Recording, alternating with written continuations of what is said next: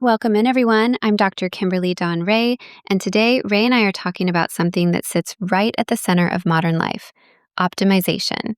Not in that cold, robotic way people sometimes mean it, but in a very human way. Your health, your thinking, your money, your energy, your peace.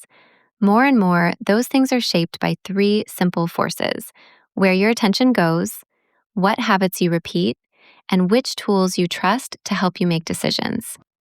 Yeah, and I like that you started with attention because that's the hidden lever. People think they need a grand reinvention.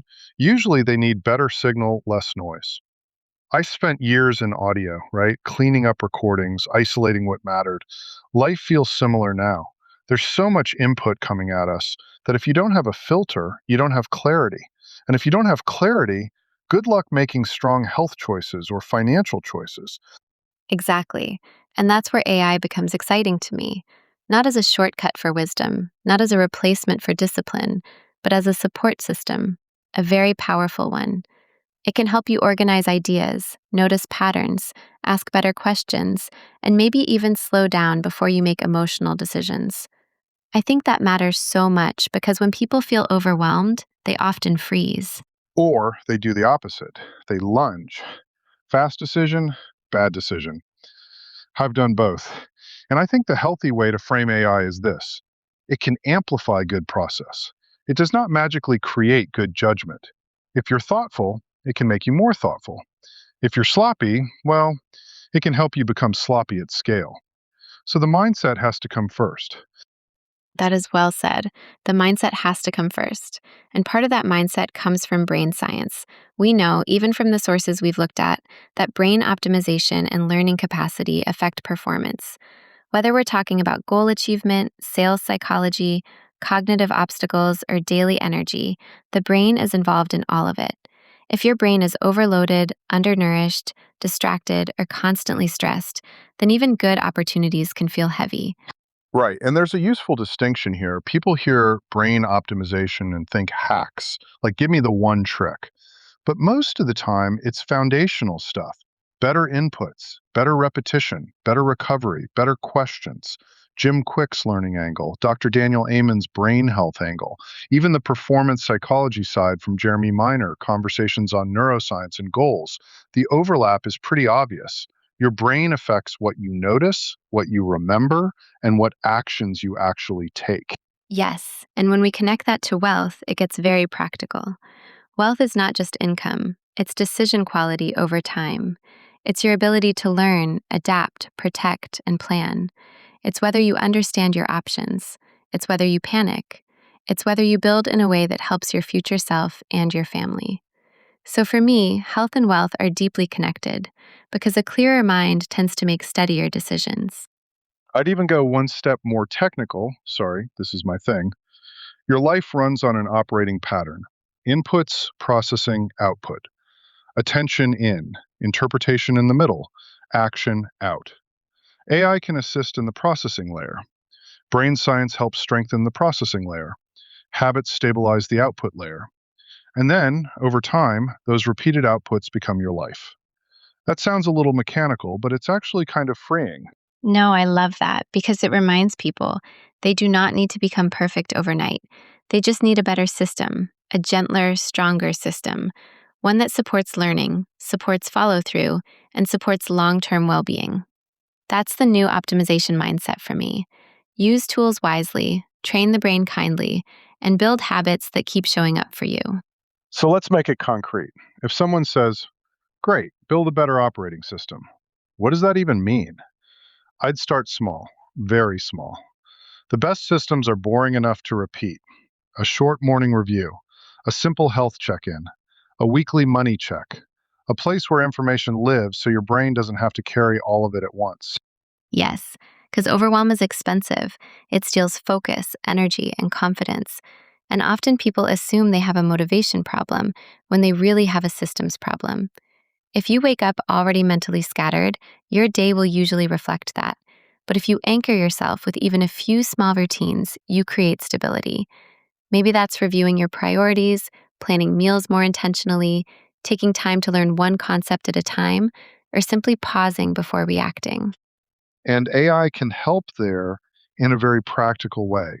It can summarize information, compare options, turn a messy pile of notes into categories, create a checklist, draft questions you should ask a professional. That last one matters because in health and finance, half the battle is knowing what to ask. AI won't replace licensed advice or official proposals or anything like that, but it can absolutely reduce the blank page problem. That's such a good phrase, the blank page problem. People stare at a goal and don't know where to begin. So let's say someone wants to improve health. AI might help them organize recipes, learning notes, or a simple weekly plan around energy and consistency. If someone wants to improve learning, it could help break a topic into manageable lessons or help them review key concepts. And if someone is trying to understand financial planning, it can help them sort definitions, scenarios, and educational resources so they don't feel flooded. Exactly. Simplify choices without pretending there are no trade offs. That's the sweet spot. In financial planning, especially, people get stuck because every option sounds loaded. Reverse mortgage education, life insurance education, retirement cash flow ideas, debt strategies, generational planning. It's a lot.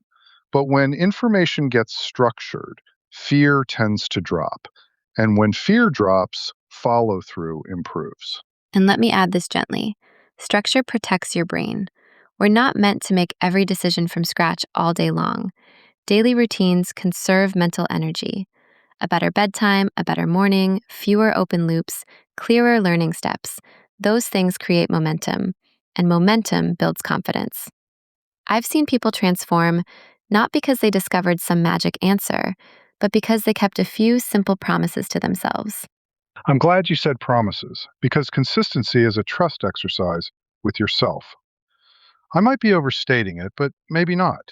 When you say, every Friday I review my spending, and then you actually do it, your brain gets evidence. I can handle this. Same with learning, same with health, same with planning for retirement or family needs. Small proofs stack. No, that's not overstated at all. It's beautiful, actually. And it's why a better operating system does not need to be fancy. It just needs to be usable, clear enough to repeat, flexible enough for real life, supportive enough that when stress comes, and it will, you don't lose your footing. That's where AI, brain optimization, and disciplined routines begin to work together instead of competing for your attention. Now let's talk about the bigger picture, because optimization is not just about productivity or getting more done. It should support security, peace, family stability. A lot of people chase short term wins and never pause to ask, is what I'm building actually protecting the people I love? To me, that is where health and wealth planning become deeply meaningful. Yeah, short term wins are loud.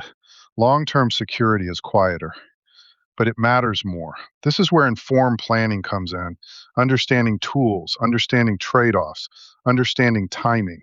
Whether someone is exploring home equity options in retirement, learning how life insurance can be more than just a death benefit, or studying generational wealth strategies, the point isn't hype. The point is thoughtful control. Better choices now can widen options later. And options matter, especially for elders and families. I care so much about that. Many older adults have spent their lives serving everyone else. They deserve honest, compassionate education about the resources available to them. If a person is 62 plus and trying to understand cash flow, mortgage obligations, long term care concerns, or how to remain in their home with greater flexibility, they need clarity, not pressure. Always clarity. No pressure, no obligation, just honest, clear information tailored to the situation. That line exists for a reason. In high stakes decisions, trust is everything. And I'll say this carefully: estimates are useful, calculators are useful, educational videos are useful, but they are still starting points. Real planning usually requires specifics, licensed guidance, and official review. There's no shame in needing the real numbers. That's the responsible move. Yes, and the same is true with legacy. If you want to protect, grow, and pass it on, you start by learning. You ask better questions. You look at what supports family security across generations. Maybe that means understanding life insurance design more clearly. Maybe it means learning retirement income concepts. Maybe it means finally having the conversation about what happens if one spouse needs support.